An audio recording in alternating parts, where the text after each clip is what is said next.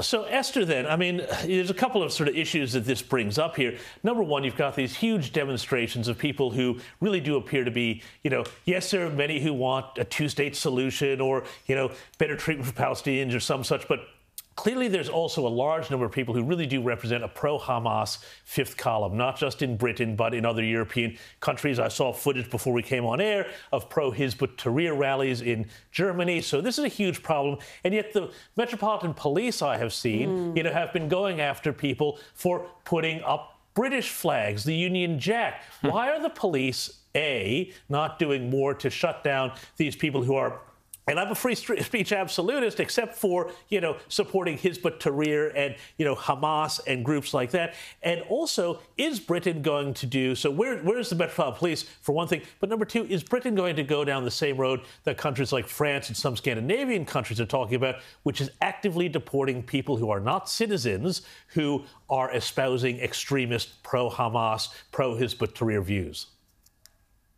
Well, on the deporting people that are clearly hate-filled and don't align with British values, I highly doubt that will happen. I mean, in the last few years alone, particularly since the rise of the migrant crossings over the Channel, reports have indicated that over 100,000 people are unaccounted for, which means over 100,000 people have basically disappeared into the interior of the country. We really don't honestly have a clue of the kinds of people that are in this country. Immigration has swelled to eye-watering heights, and we're now just getting to grips with the fact that actually not only is immigration very high, who are the people that are in this country and what values do they have, and is it aligned with Britain? And I would like to stop being called racist for highlighting that. On the police front, the police have been politicized and as a result demotivated for a very long time. These are the same police force that were bending the knee during the BLM riots and all of that. So they've found themselves in a pickle. Because they've politicized themselves, they now have to fall on one side of the issue or another. I think the fact that you're seeing posters of missing Jewish children and women torn down on the streets of London is generally just heartbreaking. I mean, I met a man a couple of weeks ago who was meant to pick up his mother from Heathrow Airport, and she's a Hamas hostage as we speak. This woman is in her 80s. And he was completely heartbroken. And this is the thing. One of the things he mentioned was the fallout from this and what's going to happen and the amount of chaos and violence and escalation. And it's so sad that all of these tragic things are happening when there's real grieving to be done.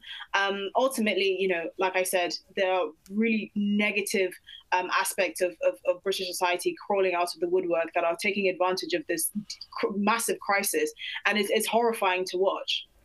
Now, Esther, on a slightly lighter note, but it's not actually, the Marks and Spencers do their Christmas ad, John Lewis do their Christmas ad. It's something everybody looks forward to in Britain each year.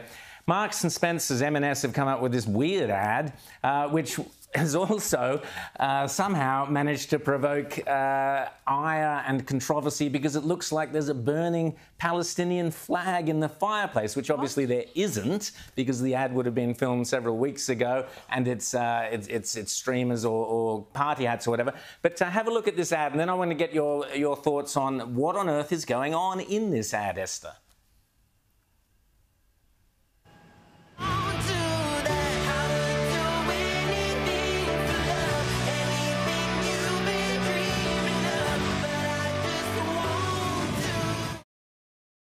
So it's quite a long ad, but they seem to not want to do any of the normal Christmas things. They're rebelling against it. Is that the idea?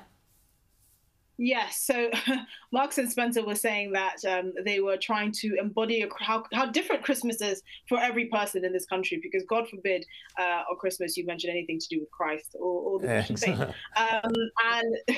And so they had to apologize for that because, again, in trying to please everyone, they've actually lost the spirit of Christmas. Christmas is a holiday rooted in the Christian faith. Britain is still a Christian country. I know that is quite a shocking revelation to many people, but unfortunately M&S didn't get the memo.